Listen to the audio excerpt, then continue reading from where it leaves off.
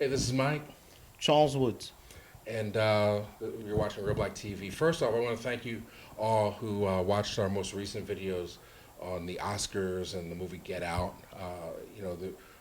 Going tracking really fast, and it's great to see all the comments and everything for it. We had a great time as we speak. I'm in the Bronx, hanging out with Charles for a day, doing some additional business, but. Yeah, you can call this two hobos returned from Pittsburgh. Yeah, who said that? Who said we look like hobos? And then Or somebody else said I look bald. All right, okay. or two old farts talking again. Yeah, I heard. Yeah. So hopefully, enjoying the conversations. We're gonna have another one for you because we both. It's been a while since we spoke, and there's a lot of movies to talk about, as well as feedback from some of the Oscar videos. Now, I know a lot of people didn't see our Oscar video until the next morning because the Wi-Fi in the hotel was like ridiculously slow. But I did want to have an opportunity to rebut some of the things that we might have said or address some of the comments. Charles, you first. Yeah, it's all about gaze. It's all about spectatorship. It's all about people reacting to things. Coffee cooler stuff. So we're entitled to it like anyone else.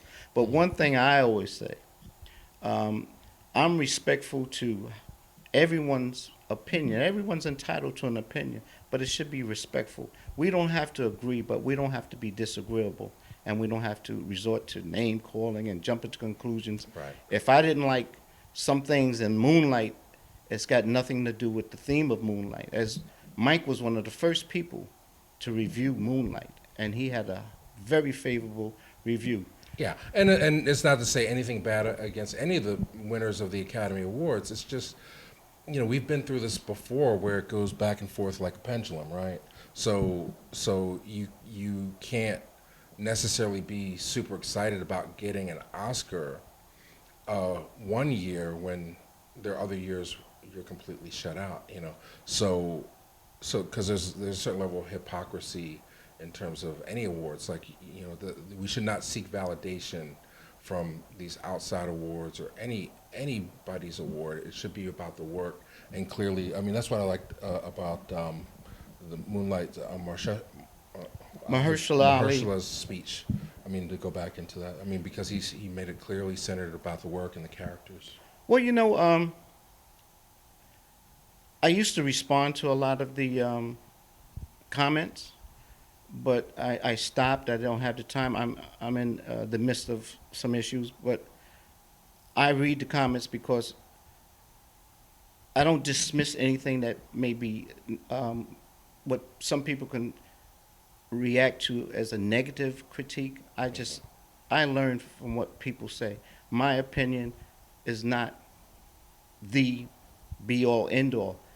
I learned from you, and I hope maybe some things that we're suggesting you're learning from us. It's a learning process. Mm-hmm. But the thing is, the Oscars, and this is something I'll speak on a little bit more, but the Oscars, it's validation process, it's political, it's also you can't lose sight of the fact that you take someone like a Viola Davis, um, Sidney Poitier, uh, John Wayne, the actors who won awards. It's there's this need everyone has where they feel validated by what they do. That's natural, So um, if we look at it one way, you can always look at things different ways, but people look to be rewarded. That's natural, okay. But the thing is, what we're discussing is how it gets to be a system where it's reactionary, and that's what comes out. For example, last year was Oscars so white, but don't forget you had Asians took exception to something that Chris Rock said that went by. How many Asians were nominated? How many Hispanics? Okay, so why is uh, what blacks feel about being left out How about others who feel left out? And they were left out this year as well. You don't hear those voices, but they're entitled to feeling left out like anybody else. Mhm. Absolutely. So, I mean, you know, and we've been doing, I mean, I've been doing, we talk about Oscars every single year. It's sort of the same discussion. Basically, I don't necessarily think that we need to, like, say, one comment say, have our own, build our own. I think, you know, I don't necessarily know, you know, I don't know. I'll pose as a question. I mean, what benefit do we get by asking for permission to have a seat at the table at, you know, an award ceremony that's sort of institutionally, historically been used to reinforce things? I mean, it doesn't matter what the work is. If it's not our own, we're going to be hypersensitive to it. So the criticism before when Denzel won was why you Precious won, why are you rewarding this? And this year it's like, oh, well, Hollywood clearly has a gay agenda because Moonlight won. You know, it's like, you know, we're not one monolith. And, you know, anytime that, you know, we're looking for representation within this monolithic system where in a world where we don't get to see on repeat a broad range of our images, we're always going to have criticism, I think. Well, the thing is this. You take, for example, a number of films have come out, Loving, A United Kingdom, and you have the black-white relationship. For years, the taboo was that you couldn't have a black and white relationship. One of the companion taboos was you couldn't have stories about homosexuals. So socially, things have changed. And film, as an aesthetic, as an art form, what does film do? It reflects society as it is, or it imagines the world as it can be. That's art. And so... And this is the first Oscar ceremony in the Trump age. So I think people were sort of, in some ways, really trying hard to make strong political statements with not only the movies that were nominated, but the presentation of the awards. And I think that's what we were discussing in the previous video. Well, to complete my thought, no problem. The fact is that what gets lost is that no one's asking for people to see just black excellence and see, oh, black excellence wasn't rewarded. What it overall comes down to is people are saying, look, make it fair. Let it be fair, because if it's fair, then we wouldn't have this discussion. It just so happens that it's not fair because that's the way this world is. It's always about someone lording over someone else. And when we get to the point when idealistically and hopefully, hope and change, where hope that it never has to be about color, it never has to be about who someone chooses to love. When that's not an issue, when people can see people not as black or white, but you're human, I'm human, and we can see things like that, that would be a beautiful world. Well, and you know, to address some of the comments, yeah, I mean, I don't feel like we're being hypocritical in terms of complaining one year and then still complaining now that we got stuff.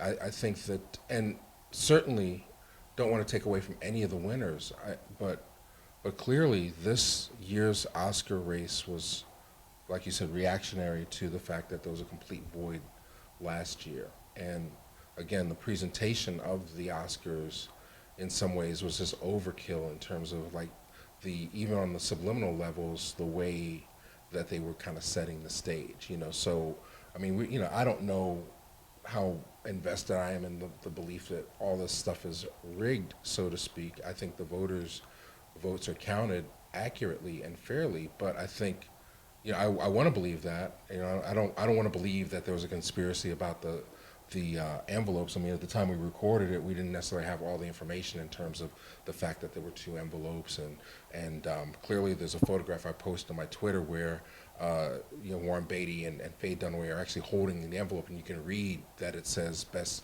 Actress on the front of the envelope. So clearly it was a mistake. But those mistakes on a broadcast of that magnitude should never happen. And I think that makes it anticlimactic ultimately. Well,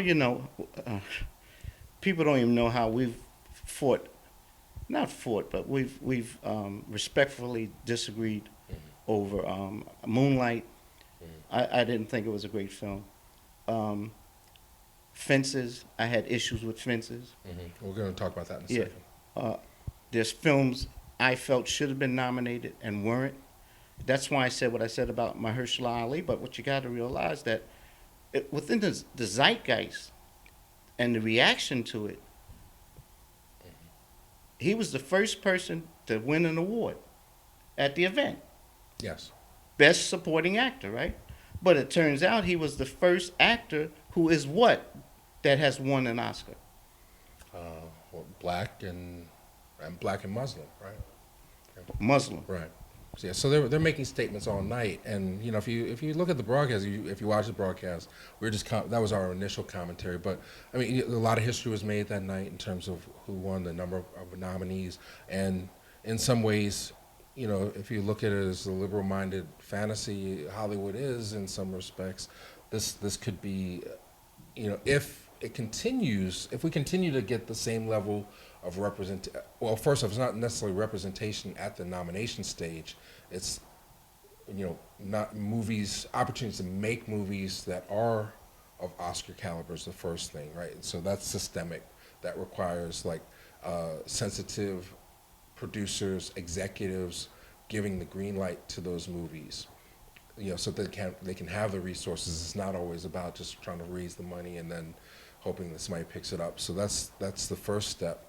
And also, hopefully, what I saw a lot from my Twitter feed and Facebook feeds, all my filmmaker friends were super excited by this year's Oscar because they looked at it and said, wow, okay, I remember seeing Barry Jenkins, his first movie was made, but the production budget was $13,000. It's like, wow, there's so many Barry Jenkins out there, and I think that seeing the representation on that level of getting that statue is going to inspire a lot of people to maybe make more artistic work as opposed to more commercial work.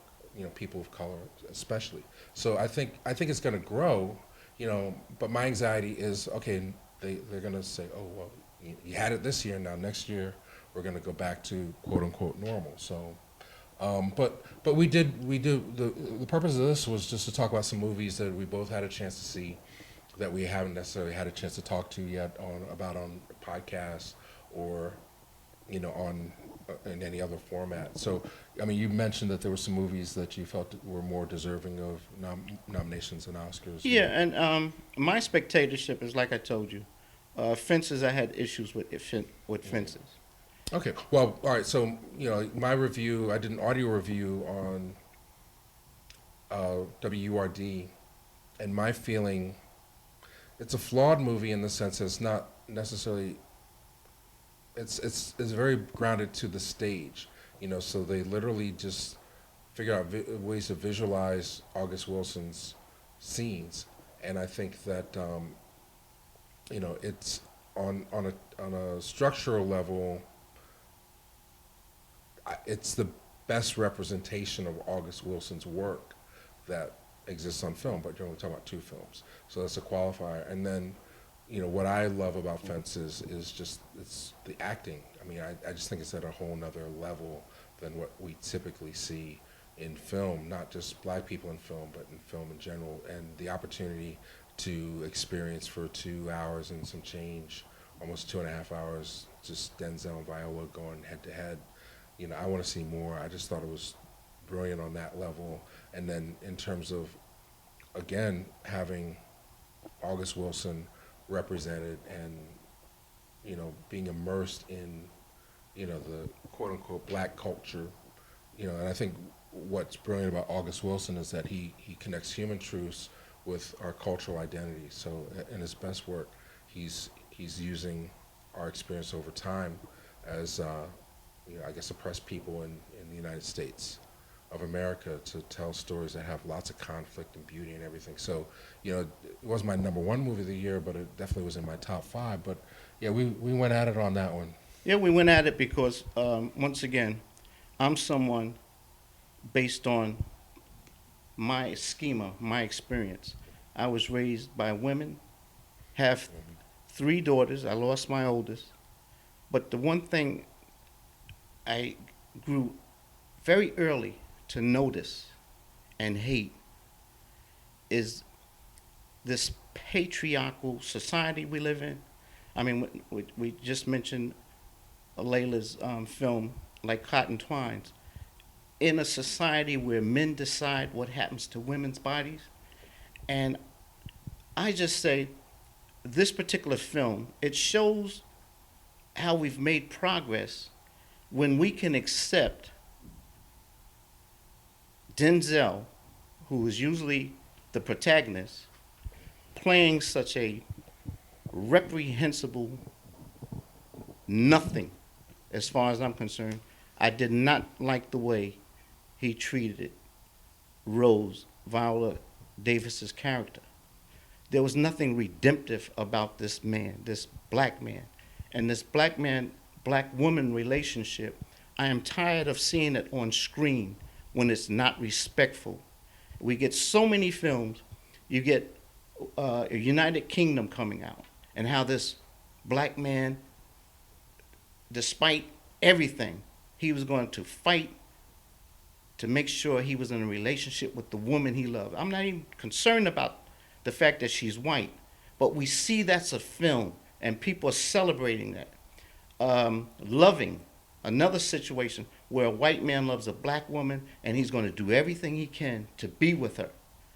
But the celebration of a film too often where blacks are involved, where the relationship is in a dysfunctional state and it's not respectful, I'm tired of seeing that. To me, it's nonsense. And I feel it gets a pass because of the significance, the artistry of its author, and all the accolades and the rewards he's received because of his great work, which talks about things that, yes, are realistic.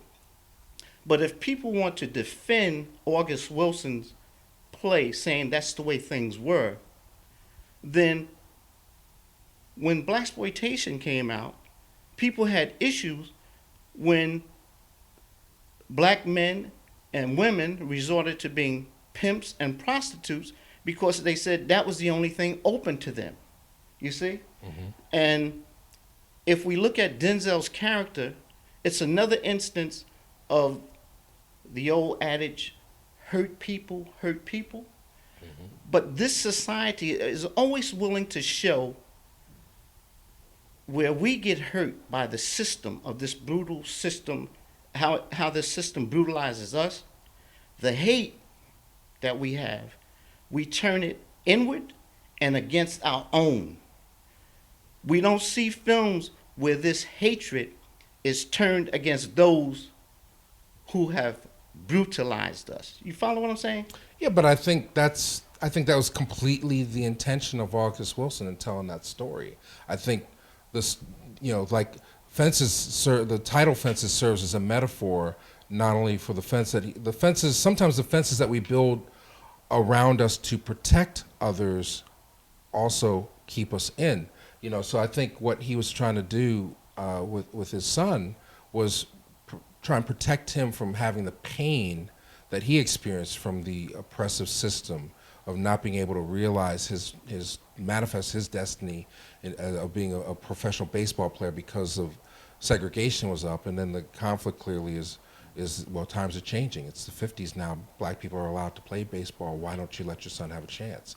And how that anger, that resentment, the fact that he was denied an education, all opportunities, comes out in very dysfunctional ways. I think it's a brilliant piece of literature, and I think it represents a lot of things that black people have had to go through.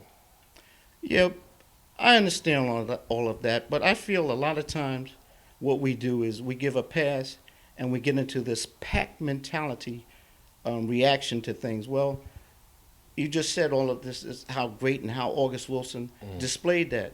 But for example, we're talking about the Times and Troy Maxson.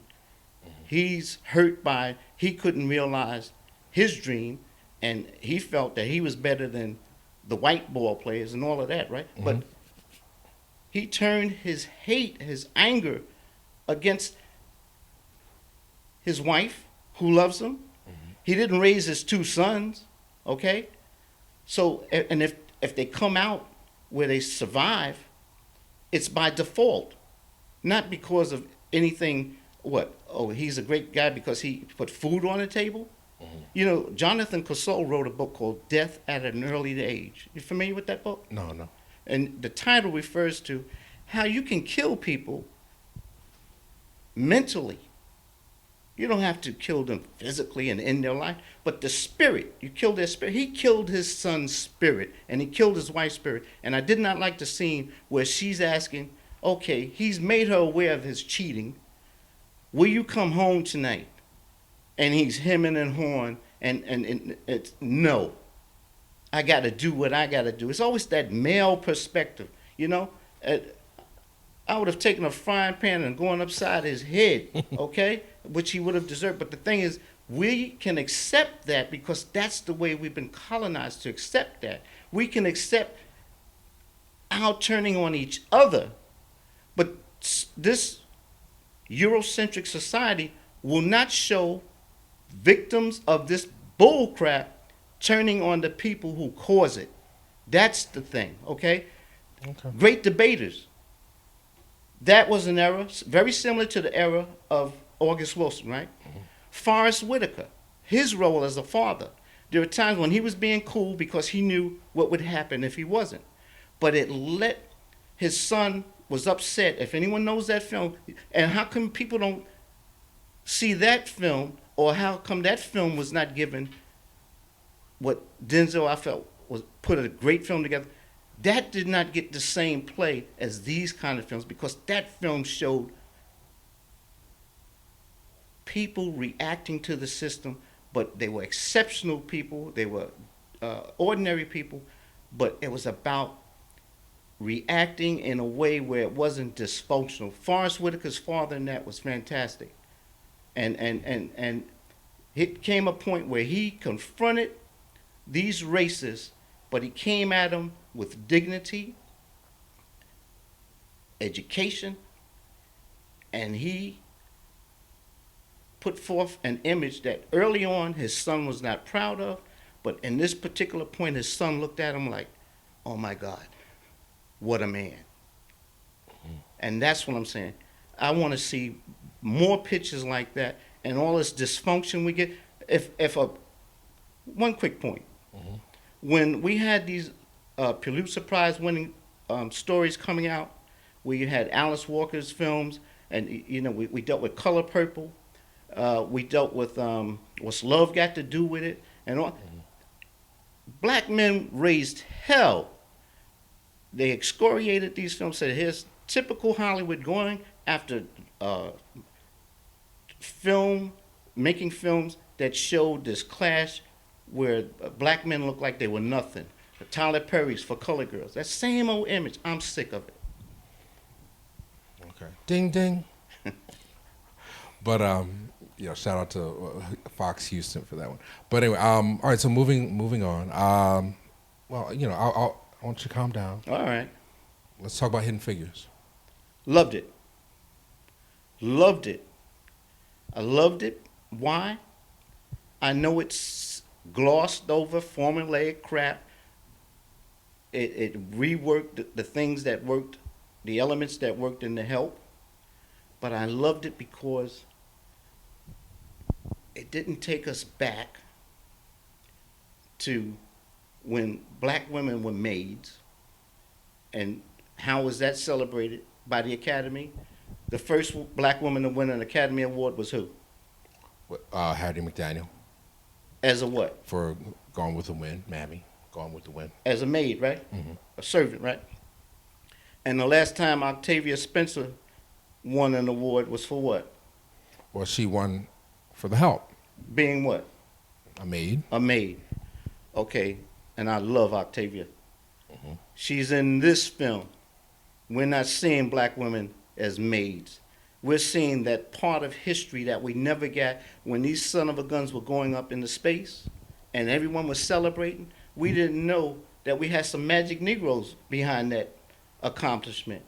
And that's the whole thing. Cinema, literature, it's all about projecting the image they want to have of us. But our golden, rich past, which is where we have flawed individuals like anyone else, but we have a history of a people who have accomplished greatness and have done greatness just like anyone else. But those stories, if they can mine history and come up with hidden figures, well, there are a lot more stories that need to be told like that. And that's what I loved about that film. And also, to reinforce my point, weren't the black men in that film beautiful? And Mahershala Ali, that's one of the films he was in, and his role in that as a black man and how he got on his knees and told Taraji Henson's character, I told my mom, I found the woman I love, and he's proposing to her, and he said, I know if I come to propose to you, I'm not only getting you, I'm getting your daughters as well. Touching. Loved it. Okay. Well, I'm warming up on it. I mean, I talked about it on the radio show. I've only seen it one time. I mean, my feeling was more, this is a fantastic story about three women. The Image, the best poster by far of the last 5 years, the poster for Hidden Figures. But my worry was, it's a dilemma. Like, how would this film been different if it was written and or directed by people of color, specifically black women? If not only just in front of the camera, but behind the scenes, you had more black women in terms of the authorship. I mean, I understand it's a very commercial film, and maybe sometimes that's a compromise, or maybe it's a fear, to give too much power to black folks creatively. But, so I watched the whole movie wondering, like, okay, I could tell white people made this movie. I could look at it and say, all right, well, this is at the hands of white folks, especially the Kevin Costner character. All those things kind of bothered me. But then, what was interesting about the phenomenon, I mean, this movie's by far one of the highest grossing movies of the year. Everybody's seeing it's crossing over. And when movies get that popular, it opens up conversations. And I've had some of the most interesting conversations ever talking to people about Hidden Figures, because one thing that it does do very effectively is connect people in terms of their own experience with oppression. I mean, a lot of people, we put up that film New Girl on the job, and a lot of people are like, wow, okay, I can relate to what that experience is like, being the only black person in a workplace. And I think on a grander scale, a lot of people identify in Hidden Figures with what that's like, specifically, and then also in terms of just giving voice to people, because we have seen lots of, generally when we see images of black folks in the past, it is of servitude, it is of people being docile, and in this film, these three women take power, take control over their lives. They have something to offer the world, and they fight for it. So on that level, I appreciate it. I just, I had problems with the formulaic and the nail on the head things, and I just thought it was just way over the top, the Taraji Oscar moment where, she's dripping wet, and frustrated and all that stuff. But then, I give respect to the fact that a lot of people need to see that image, and it's the first time that they've seen that image. And I think that movie, probably more than anything this year, has done more to connect people in terms of race and sex and class than anything. Because the next movie, I want to get to Free State of Jones if we can, but getting into like change, I Am Not Your Negro is one that we both had an opportunity to see. But just hang on, just turn you up a second. Can you give me? Sure I get it right. Can you give me a level again from where your mic is now? Testing. 1 2 1 2. I'll give you another notch. Test. Test. Testing 1 2. All right. Okay. Well, we can't see ourselves anymore. You want something to drink or anything? I'm good. Okay. All right. So, so I Am Not Your Negro was one of four. So I Am Not Your Negro was one of four documentary films directed by African American people of color. Heber Peck is Haitian, people of color this year, and along with 13th, which we discussed, and you didn't see Life Animated. This is called from the writings and speeches of the late James Baldwin. And it seems, I think anytime you discuss race, it's right on time, because that's always within the forefront of American consciousness. So in I Am Not Your Negro, it's interesting that a lot of the things that he's saying 50 years ago maintain their relevancy today. What did you think of the film? Well, I think that's the key right there, that what James Baldwin spoke about is still relevant today. Race is still an issue. Race still matters. And, all of the attendant ancillary issues that come into play, because in this particular society, race and color is something that is used to divide people. This film focuses on Baldwin's commentary as he saw it, his schema, his spectatorship, because he watched films, his reaction to The Defiant Ones and Sidney Poitier's character, and how he said when he watched that film, he was rooting for Sidney to catch the train. To hell with the white boy. Catch the train and ride on to freedom. Mm-hmm. And that's something we can relate to, because a lot of times what people don't realize is what I'm saying from my perspective and my analysis. Film is used, whether you believe it or not. It's an aesthetic that's used. It's a tool of propaganda. It's used to maintain a particular society's status quo. They're not going to allow subversive messages to come across. So yes, you're right. Hidden Figures is enlightened racism, the way it's crafted.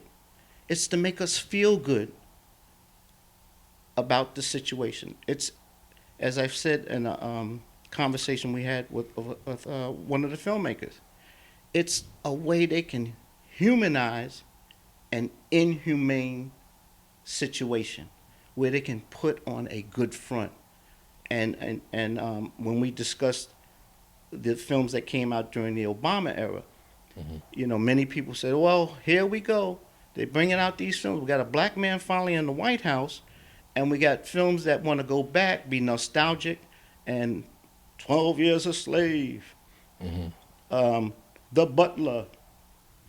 And you said, well, they bring out Mr. Church, and the original title for that was what? The Cook. The Cook, So there's this nostalgia for the good old days, like, why can't it be like it used to be? Or you know what? Yeah. What are they complaining about? You got a black man in the White House. Look what it used to be like for these people, okay? Right. Well, I mean, a great chunk of I'm Not Your Negro talks about how he literally had to leave the country. James Baldwin literally had to go to France to be able to become... Not to cut you. Yeah. But he had two strikes against him. Yes, been black and gay. he had to literally leave, and being a preacher's kid, so he's already indoctrinated within his brain about religion and feeling that he's a double sin in a way. But yeah, so but he goes, he discovers, he finds his voice, he discovers who he is in France, and then it was the sight of the girl trying to go to school, which makes him say, I have to go back. I have to go back and use my talents, my voice, to make a difference here and be a part of that. So, but I think before that, being in France, being black, and being celebrated, there's a certain level of, like you've escaped. But, I and then, I don't know, I kind of want to go like a slight tangent, not too long, but I wanted to touch on two things. One, what was your personal moment of consciousness where you, because there's a scene that's very similar in I'm Not Your Negro to what you're talking about, where you say like you're watching these films and you're rooting for the white guy, and then at a certain point you realize that you are the Indian, you are the other. I mean, was there a moment where you felt that resonate? Well, it gets back to the point I was making, how cinema is based on the presenting the world from a colonized lens. And so what happens is, I'm growing up, and I told you before, I grew up on Westerns, love Westerns. And my whole knowledge of what a Native American, what we called Indians, because it was about cowboys and Indians, what the Indians were about, what their cultural relevance was, they lived in teepees, they woo woo woo and all this kind of stuff. It's nothing to do with the reality of who they were and who they are. It's a misrepresentation of who they are. And so the tragedy is, I did not see them like me. See, I identified with the cavalry. I did not see them, and I don't like the word Nigger, but I did not see them as another form of the Negro. Mm-hmm. And what James Baldwin is saying, and it juxtaposes me to what was powerful in Free State of Jones. Mm-hmm. And a lot of people didn't see Free State of Jones. I didn't want to see it initially because I thought it would be just another film where you can say, trope-wise, it was another iteration of the white savior. Mm-hmm. But I can see why the film, after seeing it. Well, let me give some information, backstory on Free State of Jones. For those who don't know the film yet, it's Matthew McConaughey. It's based on a true story. Newton Knight, and he basically I guess you say he's poor white trash, and he's enlisted as a medic to fight for the South, and at a certain point he deserts or he leaves, and he basically secedes. He starts his own area where it's not going to be Union, it's not going to be South, it's the Free State of Jones, and it's predicated by the fact that he's in an interracial relationship. Is that true? No. Okay, correct me. Here's what's important about the film. This film is, if you listen to the dialogue and the messaging in this film, it's saying all of this crap that's going on, it's about poor people, black or white. I mean, when you look at the Civil War, you got the Confederates versus the Union. You got people fighting over some war that's caused. That's the worst war we've had in the history. What more people have died fighting that war, and for what? For property. And there's a point where they point out that if you own a certain amount of slaves, and who would own slaves? White men, right? If they own a certain amount of slaves, they didn't even have to fight in the war. And he said, poor people fighting the rich man's wars. That's what it's all about. And then he's saying also, all this is about this society as we know it. It's based on the exploitation of people. It's based on divide and conquer people, not even seeing the commonality they have with each other, because it's all about economics. Mm-hmm. Okay? And he's saying, for this world to exist as we know it here, someone has to be the Negro. Mm-hmm. someone we can blame for whatever goes wrong. We can scapegoat them, and also someone that we can have work for nothing to make this system work. So if we, that's where 13th comes into play, where we no longer have slaves legally, but we can find other ways to make them slaves. Because when you read the 13th Amendment, you are still entitled to be a slave if you're a prisoner. That's cheap labor. Right. It's so powerful. There's things that, but he said, so getting back to how that moment relates to. And also, before we get too far off 13th, and also eliminate a lot of black men from the population, preventing reproduction. Not only that, it eliminates them politically. Because why should you not be able to vote because you were in prison? I don't see the logic in that. Right. Okay? So that's voter suppression right there. Right. Okay. But the point is,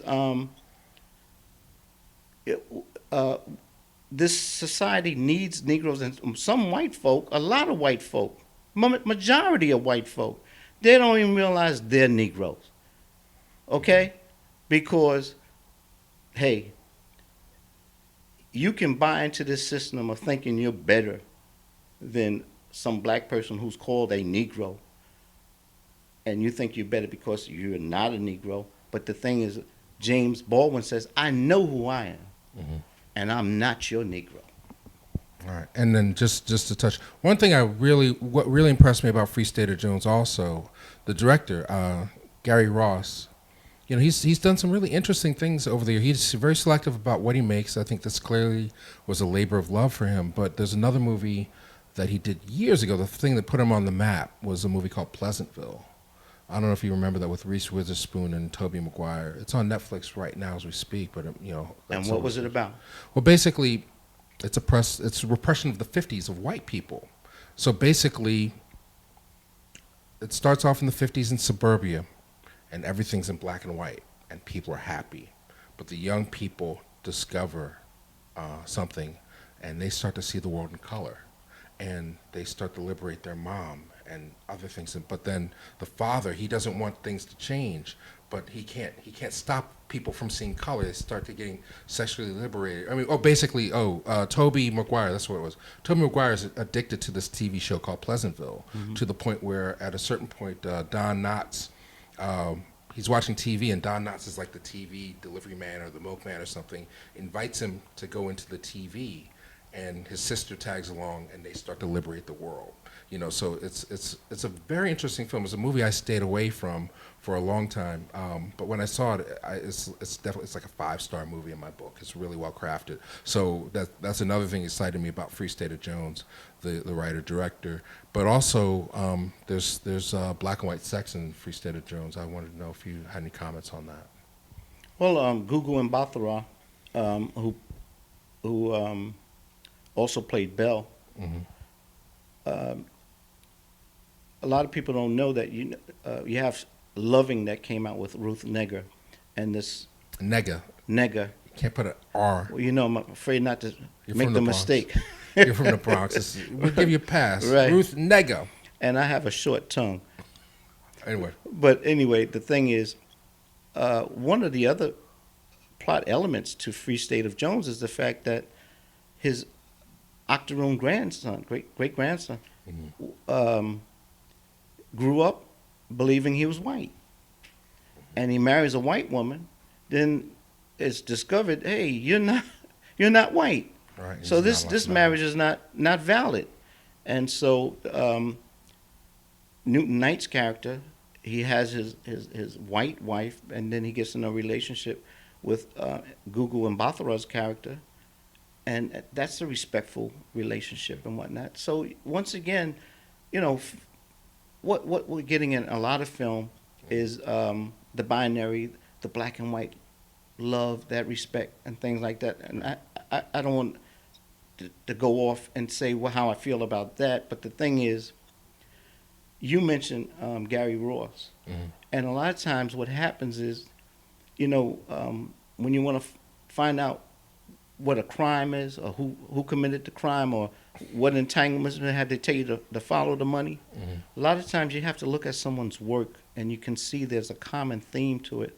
And this is someone. This film, I think this film should have been um, promoted more, but it wasn't, and I know why. And people need to see it.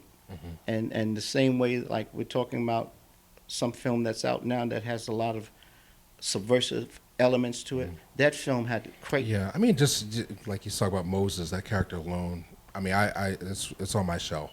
You know, that movie just to see Mahershala's performance. Well, there's a key point in the film where Mahershala, who, that's why I said for the body of work, and I felt his role in Free State of Jones was a more significant role than it was in Moonlight. Okay, so things worked out for him. But the thing is, he's playing Moses. But there's a scene where the blacks, you know, what you have to understand is when Lincoln was in office after the war, he attempted through Reconstruction not to vilify and demonize the South. He wanted to always keep, according to the history and the lessons we've learned from it, is that he wanted to keep the Union strong and safe, and he didn't want to demonize the people who fought for the Confederacy, help build the South, but also to bring about a transition for now the freed slaves and to protect them. And so if you see scenes in Birth of a Nation, you'll see where this new experience of whites having to deal with blacks as freedmen was anathema to them. They couldn't deal with it. And all of the things that Lincoln wanted to have imposed, where you had the military protecting the black freed slaves, all of that was withdrawn after Lincoln was assassinated, and his successor, Andrew Johnson, came in and just upset everything. So there's a scene where Moses is with other blacks, and all of the rights as freedmen that they were enjoying, all of a sudden they were no longer there. And there's a scene where they say, Moses, aren't we free? I thought we were free. And Moses says, we free, and then again we ain't free. That's the reality of a whole lot of blacks who think they're free in this society. A whole lot of whites also. Right. Well, speaking of, just shout out. I didn't get a chance to see it. Wilmington on Fire. No. Documentary. It's on Vimeo. You can rent it on Vimeo or buy it on Vimeo. Wilmington on Fire. If you want to get a jump on it, we're going to probably talk to the director soon. That's another movie. It deals with basically a successful coup d'etat. They destroyed the entire black population of Wilmington, North Carolina, right at the turn of the century.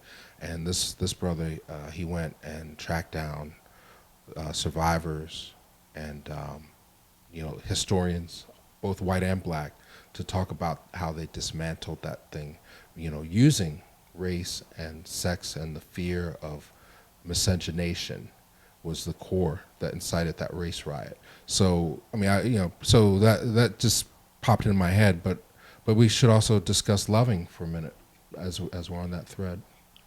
Well, Loving, they've done that twice on television, and now I was wondering why they want to do it again, but I know why. Because once again, it's another way they can promote a film to show you how it used to be.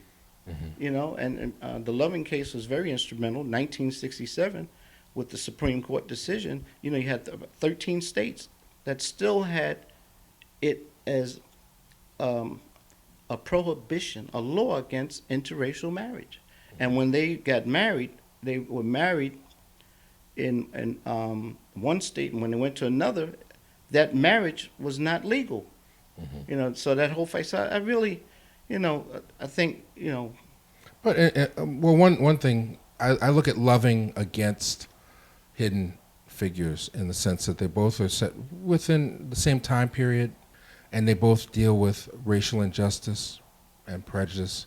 One, Hidden Figures treats racism with a capital R, and Loving with a lowercase r. It's very subtle in terms of I think that I hate to say it, I've fallen asleep twice watching Loving at exactly the same point. I mean, it's just so subtle. It's just so, about being human and what these relationships are, and then they try and bring the struggle of the civil rights or history comes into their lives as opposed to them making history in an aggressive way. People come to them and say, like, look, we could make a case for this that could change the world, and it's kind of an interesting way to tell the story, to humanize their love.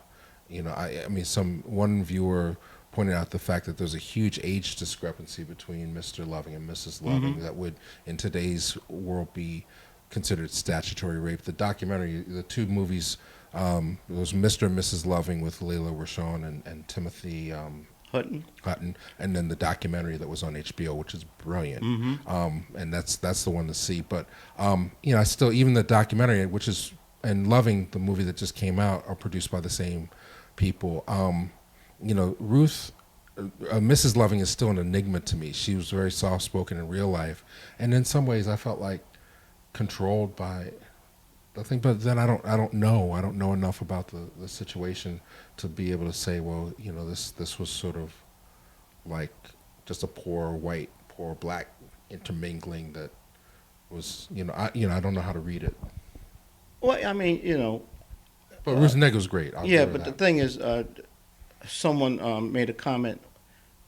Hotep, check your hotep at the door, and you know what that means. Suggest, and I respectfully understand that. But the thing is, when we say Black Lives Matter, a lot of people, they get discombobulated. What do you mean? And we have even a number of black folk come in and say, oh, no, all lives matter, They're jumping in with that crap. So the thing is, like you said, there's no monolithic thought among blacks. We have Judge Thomas and his wife. She's a crazy woman, you know what I mean? And Judge Thomas, he does not sit on the bench. He sits on Judge Roberts' lap. So the thing is this. What they want to show is what was the attempted message in Sidney Poitier's film when he's playing with the blind girl. Patch of Blue. Patch of Blue. She loves him. Why?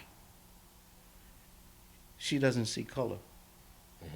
That's you see what I'm saying? Right. So they love to put these films out to say it's not about color, and that's idealistic.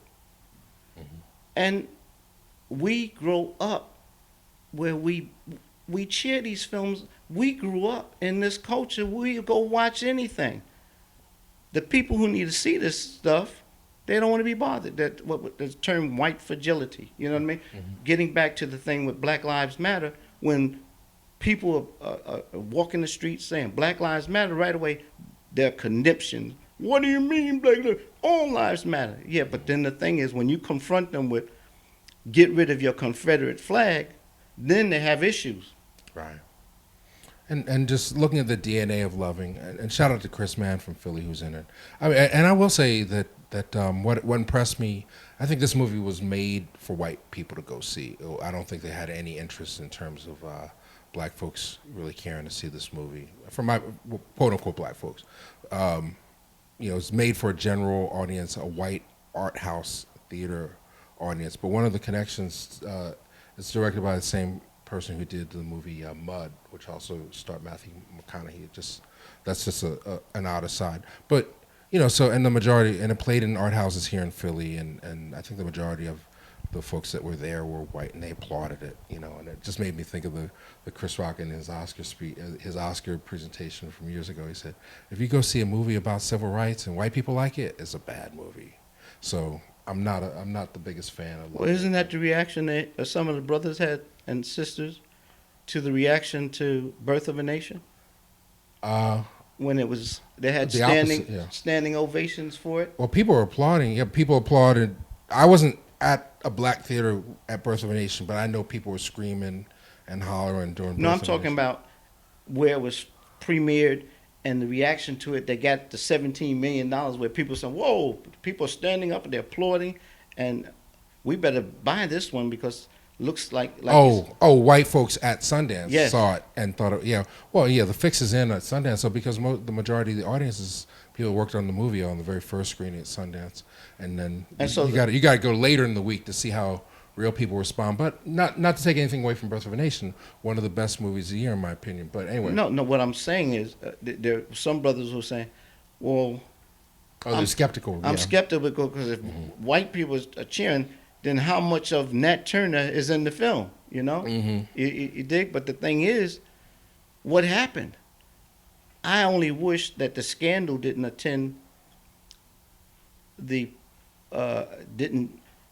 come in to play to hurt the box office or to hurt the promotion of the film, where we got caught up in the scandal.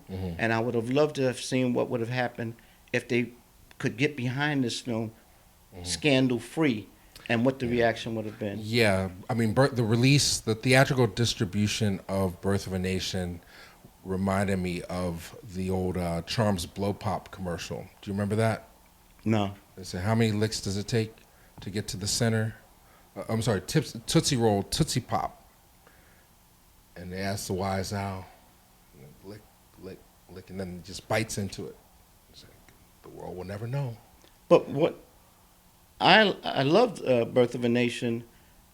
You know, I had my issues with it because I didn't feel we need to go back. I know slavery is an important. I'm not denying that, but I'm just saying it was once again an exceptional individual from theatrical or cinematic perspective. You know, you don't get this iteration or trope of the black fighting back. And, you know, so people saying, what happened? Where's Nat Turner? Look at the trouble they're having trying to make Toussaint Louverture's movie, you know? Yeah. Well, all right, you set it up. You know, a lot of people believe that certain people are brought here by God or to do the will of God, right? Nat Turner clearly is somebody that's symbolic of somebody that had vision and insight to change. His actions changed the world based on a true story. There's another movie that came out last year about a real life individual played by Eddie Murphy, Mr. Church, who was brought by God to cook for this little girl and help put her through college. And we saw the trailer. Now, we did the podcast, podcast, where I was venting about it before you had a chance to see it. So I know you've seen it since. I saw Mr. Church, and if I take off the lens that wants to look at it as a magic Negro trope and another instance, another iteration of a magic Negro black man coming in and his whole life revolves around white folks, very legitimately there's an issue. But then again, it's another film that they go in, they do research, and they said, here's a true story, you know. And as Kevin said, you know, anytime you say based on a true story, there's not much truth into it. But the thing is, they'll get stories, and the stories that get green-lighted are those which they can have the binary, where you have the black and white relationship. It'll start off where there's this conflict that exists because someone doesn't trust the other. Because, as I said, in many ways you could say symbolically there's some allusions to Obama, because, like, what's this black man doing in our White House? You know? But I like the film on one level because it showed a black man who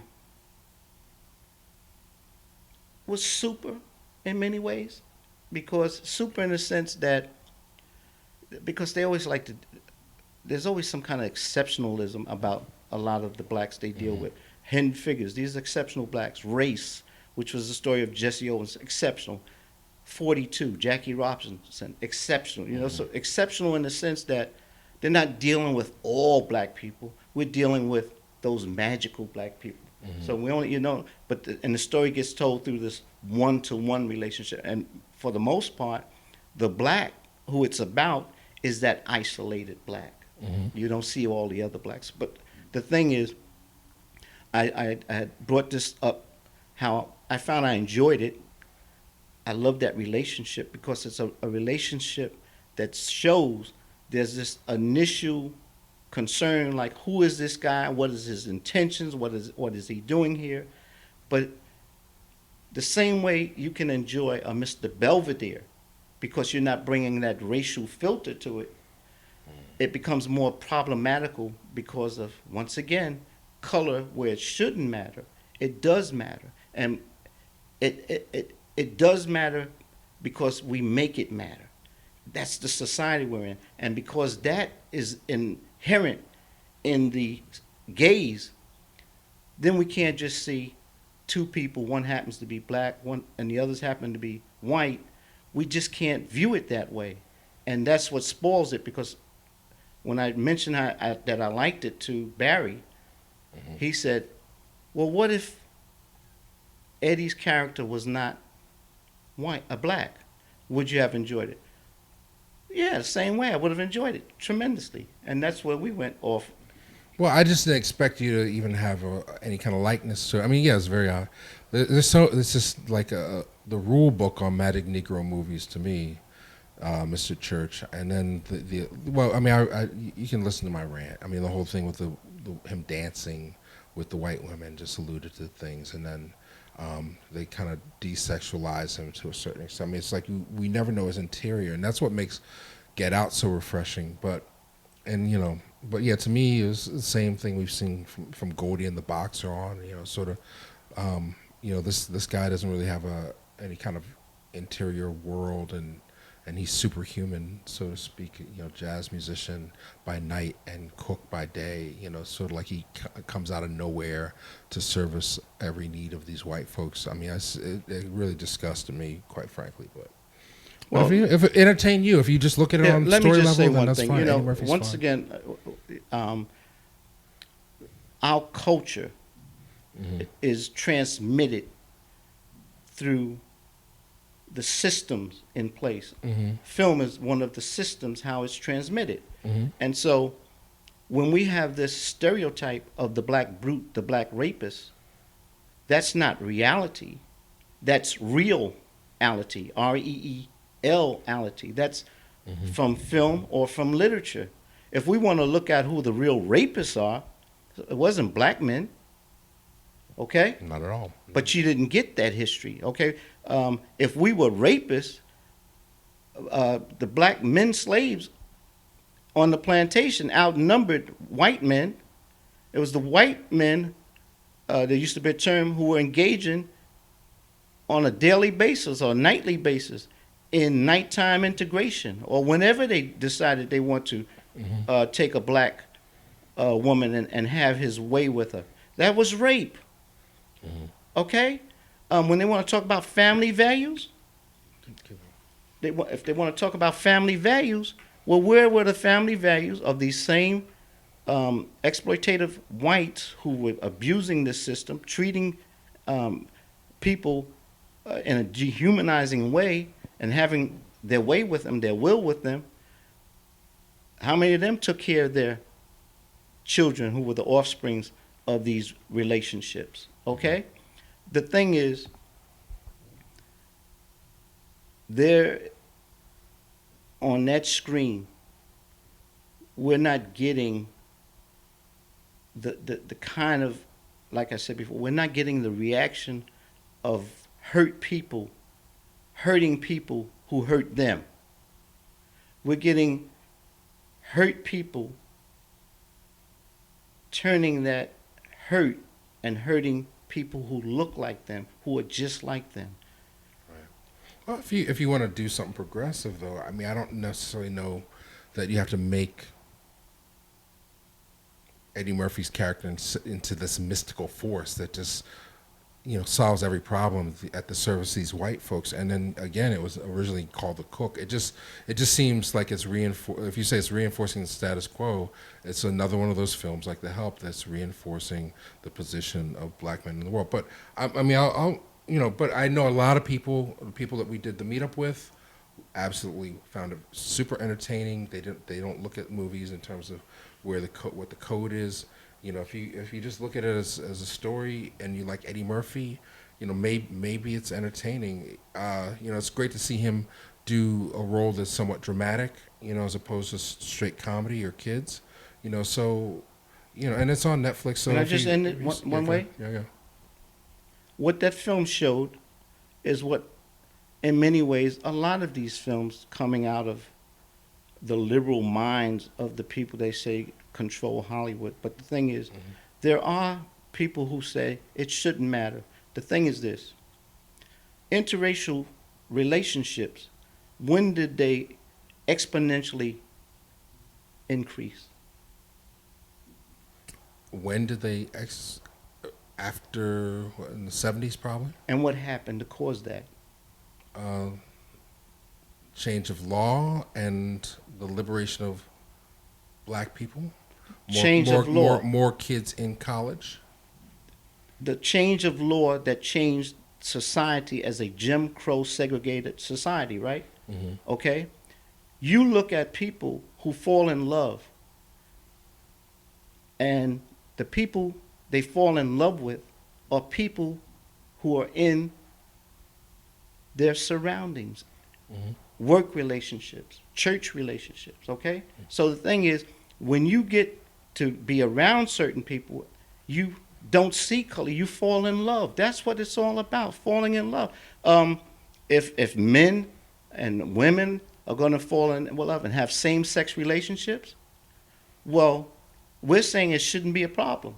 The same way we first said, if men and women of different colors are falling in love, it shouldn't be a problem, because you can't dictate the feelings of the heart.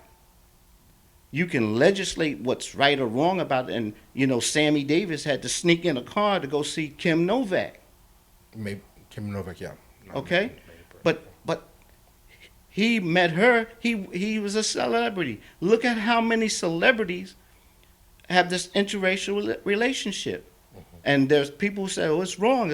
But you fall in love. Sidney Poitier fell in love with the woman who's been his wife for how many years? Where did he meet her? On the set of a movie.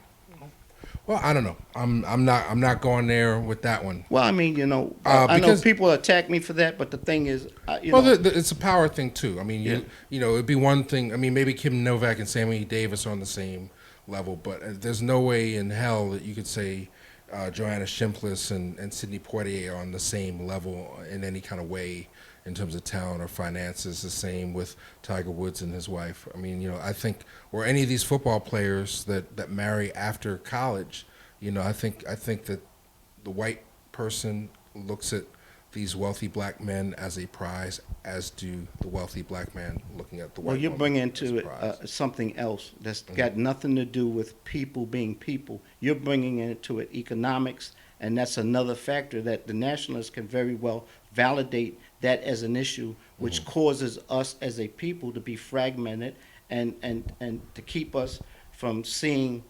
relationships that can grow between black men and black women, Indian women and Indian men, where it's, once again, that's an economic dynamic. But the thing is, first and foremost, people are people. They're human. Absolutely. I'm not saying don't love who you love. I'm just saying, if we're looking at power dynamics within film, who gets to tell the story, how people are represented, what the gaze is, in terms of who the protagonists get to be in certain movies and what they're allowed to do. This is a very interesting time. I mean, so let's just bang through the last through just quick thoughts on Sleepless. That film was terrible. Jamie Foxx. It was terrible. And Gabrielle Union. And what happens is T.I. Too often in Hollywood, when they make a film, there's an attempt to pattern the film based on something that was success. I think there was an attempt to make this it was a formulaic film where there was an attempt to give Jamie Foxx a character very much like the roles Liam Neeson has had success with. In many ways, luckily, maybe not to the executives who run things at Sony. I think the same thing happened with Denzel. You know, that was his first. I mean, not his first action film, but an action film along the line of some black heroic figure. Wait, something Out of Time back in the day, or something else? No, what Denzel did in The Equalizer, you have a superhero, okay. you know, okay? The Equalizer. I didn't, but the thing is, and this may very well be, and I think it is, his first film where he'll be serializing a character, you know? But it didn't work for Jamie in Sleepless because all it was is just nonstop action, no suspense, nothing. Yeah, it was a remake of a French movie called Sleepless Nights, which I ironically was also played by the lead actor is a French person who got to start as a stand-up comedian and now has transitioned into writing and directing films. Sleepless Nights is a great action film, you know, but I think the translation was somewhat bastardized. You know, some of the key errors in the translation were the setting. I mean, basically, you know, he's a dirty cop who robs armored car with T.I. I think T.I. has robbed armored cars before. Or no, steals drugs. That's what it was. It wasn't armored car. So they steal some drugs, and the guy who the drugs is wants it back, and he runs basically a casino in Las Vegas.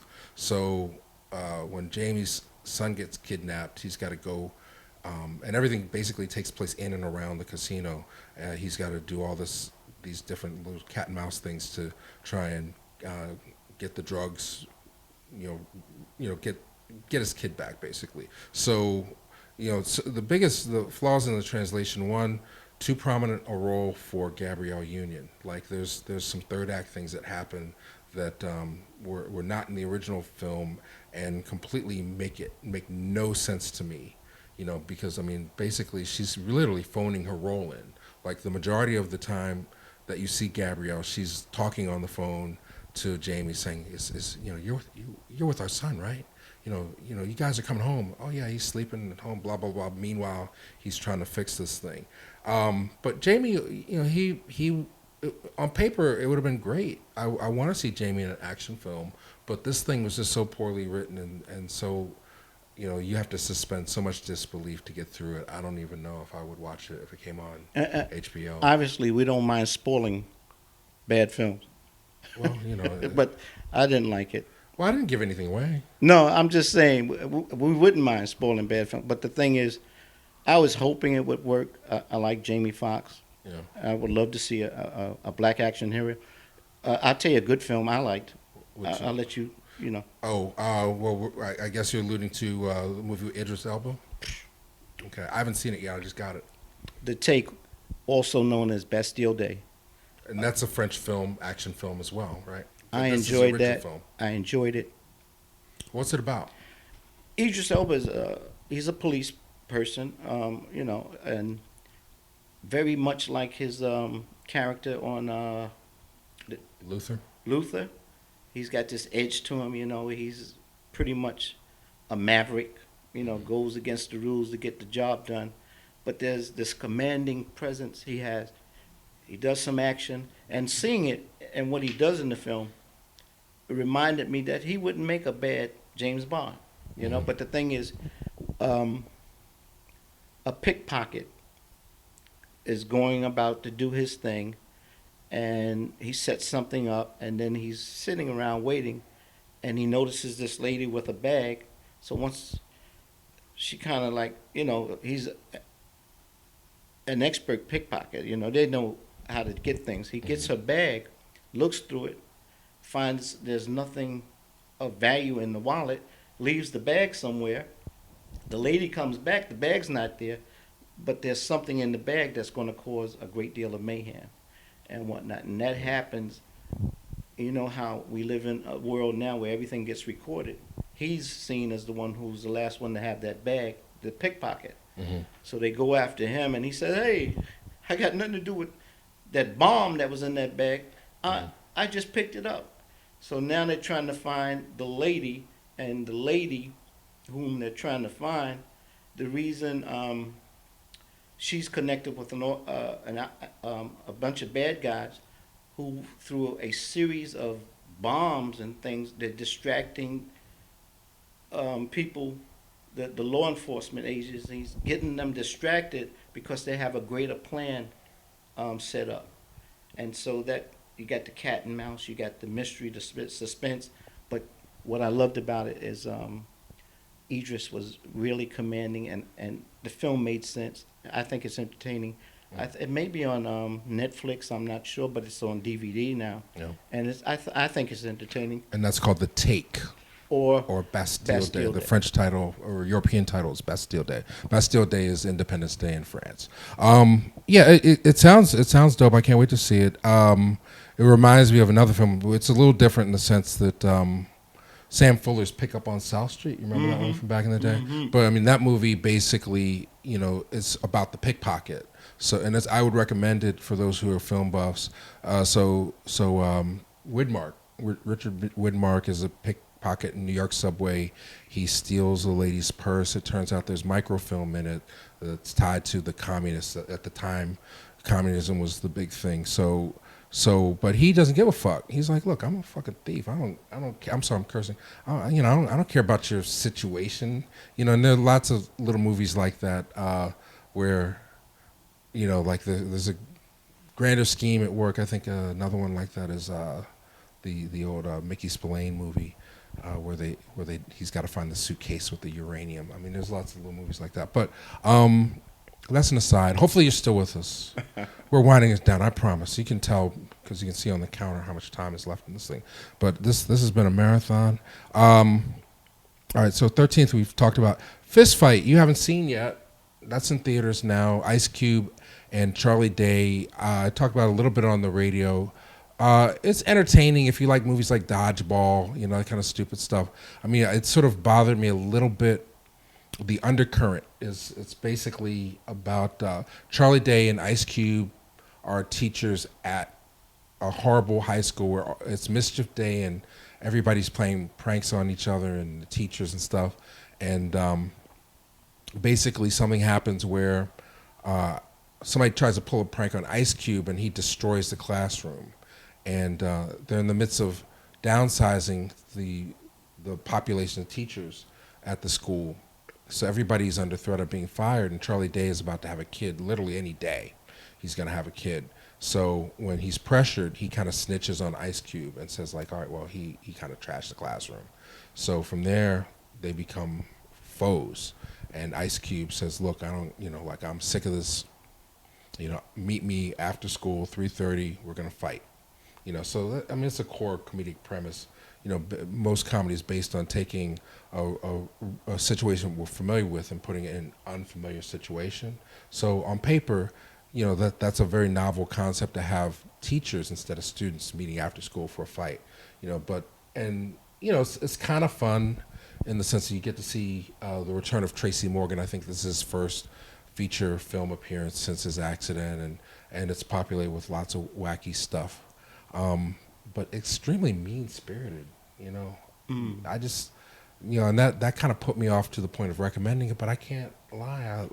I love seeing Ice Cube be that mean guy, he's kind of milking it. He's kind of playing the same Ice Cube that we see in the ride-along movies, but maybe with a little bit better material. So it's a marginal, if it comes on HBO kind of recommendation, but it's also a very scary film in the sense that is this the level of comedy? Is this where comedy is today?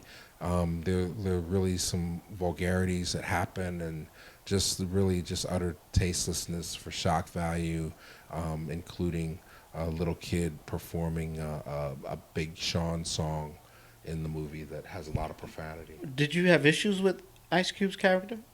Ice Cube specifically, well, he's not really the protagonist. He's like the villain. but he gets opportunities to do some things that are very much core to his persona.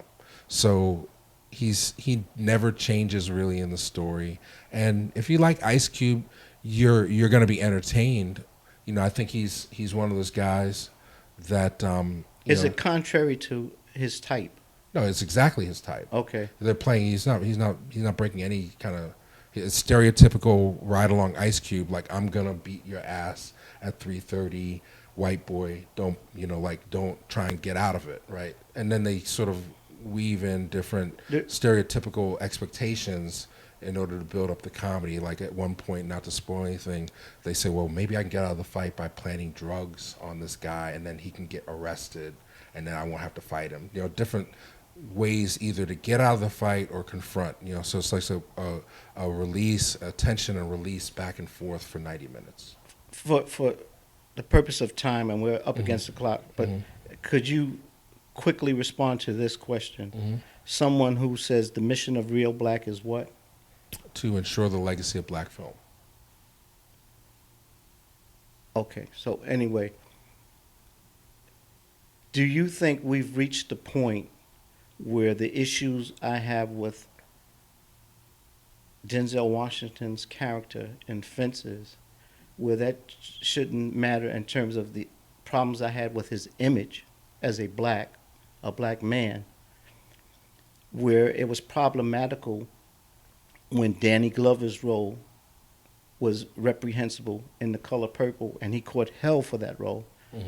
Have we reached the point where it was tough for Danny Glover to do that role, and Sidney Poitier would have never done a role like this?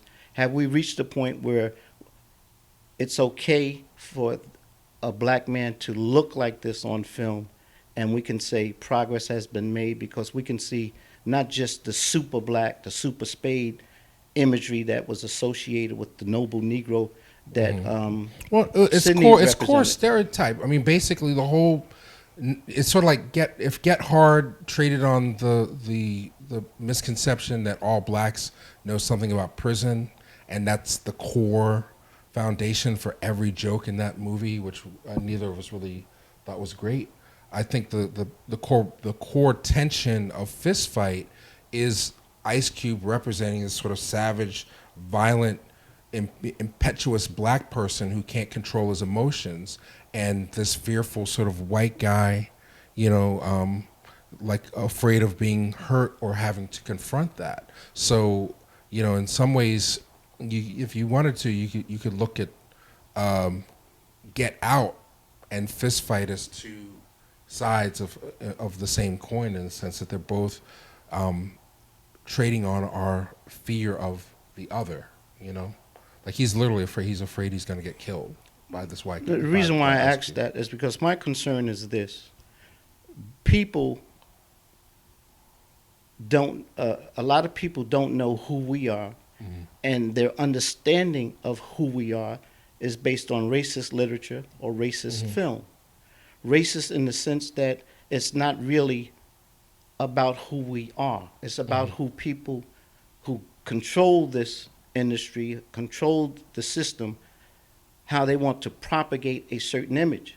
So that people who will go around and say, this is what black folk are all about, it's not based on the reality of blacks, it's based on stereotypes. So when someone says, look at what's happening in Chicago, you can't walk the streets. Education with black folk is because families, crime is because families are broken and all this kind of stuff.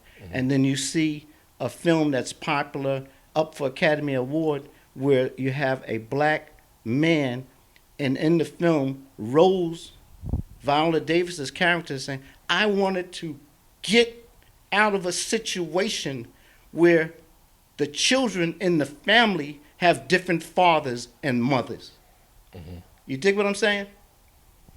Well, I mean, to me, I think. Well, I don't. We just disagree on Fences. I'm asking you: have we reached the point where now people can say that's just one facet of who we are, and we've reached a point where we can show that, and we shouldn't be upset with it the way it upsets me. No, I don't think we're ever going to get that to that stage in a media where we are what 13% of the population, and 99% of the media is controlled by these mainstream forces. I don't think personally, I don't think that we have any kind of luxury to put out images that are irresponsible on any level. But at the same time, I respect the artist's position to be able to tell their truth, and then through that truth we get to see ourselves, and that's the most successful art.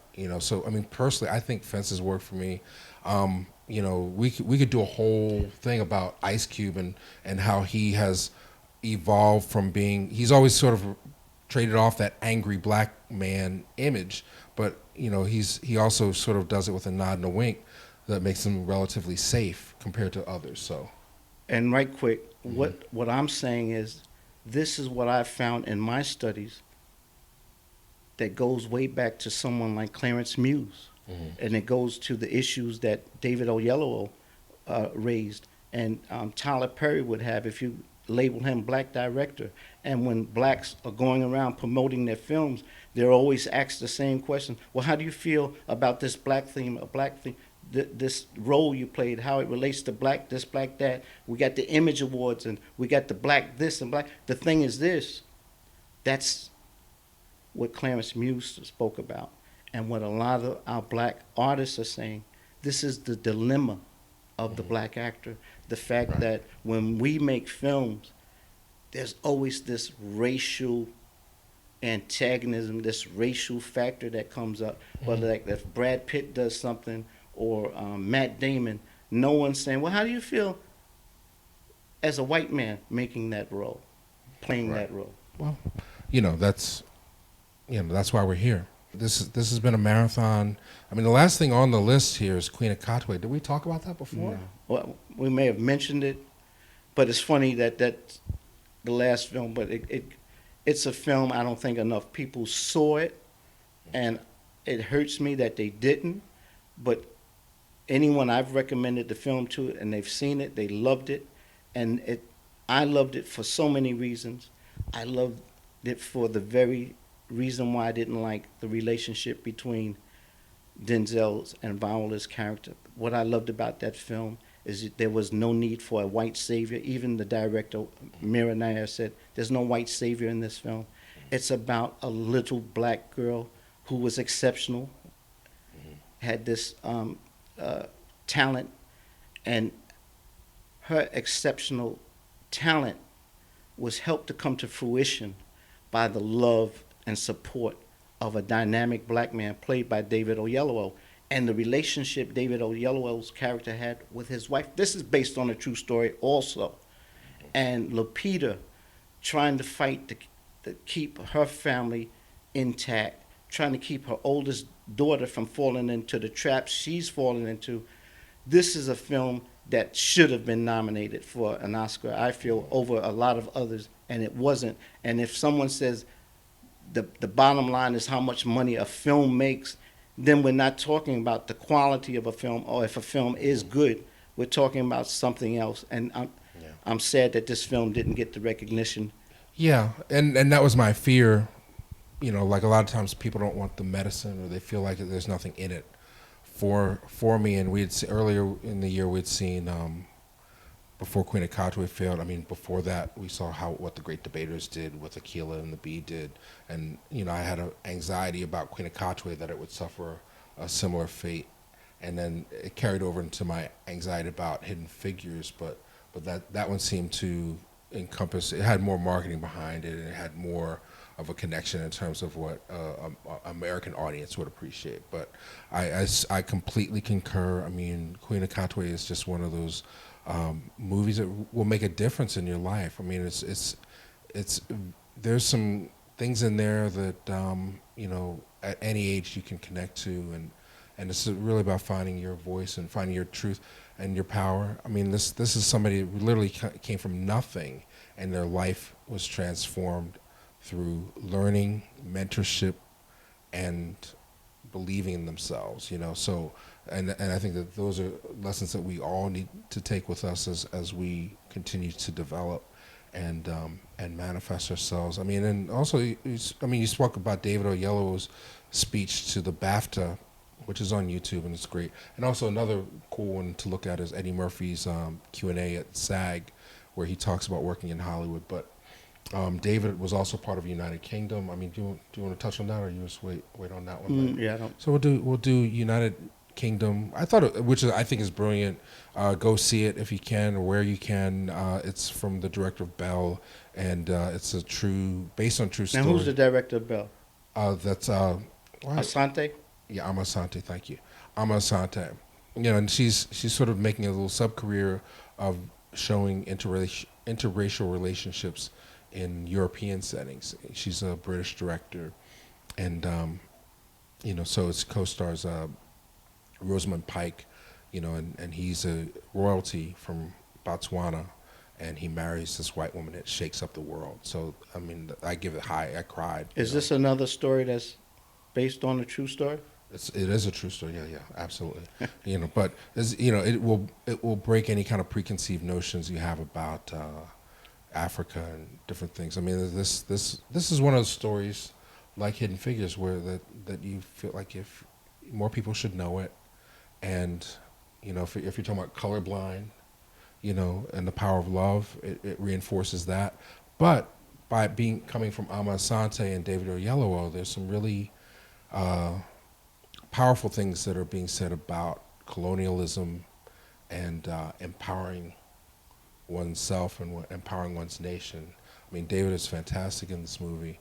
And then the one that's out now as we speak that you should look for, it's going to be on video soon, is The Girl with All the Gifts, which we never got around to talking about the trailer. But look for that one. It's a dystopian science fiction film with Glenn Close, young black girl, I don't know the actress's name. She basically, in a world where it's sort of like a zombie film, like if you like Walking Dead, but you like British movies too, Girl with All the Gifts is definitely something you're going to have fun with. I don't think race really plays a huge role other than symbolic in terms of the girl, but basically they've quarantined everybody because out of fear that if they catch the virus, they will kill. They literally turn into like killers. Well, race is dealt with in many horror films and dystopian films. Mm-hmm. It's not dealt with on a level of where the other is black or white. Mm-hmm. It's dealt with, there's something